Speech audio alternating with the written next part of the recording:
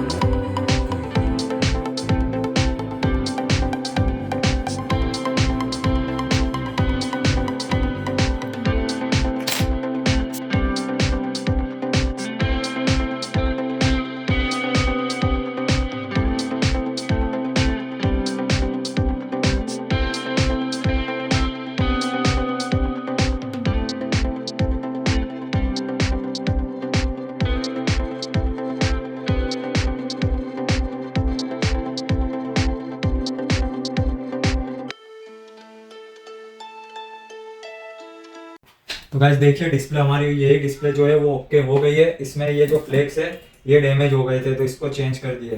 तो डिस्प्ले हमारी एकदम 100% ओके है, फ़ोन ओके है। अभी इसको हम यूज़ कर सकते हैं।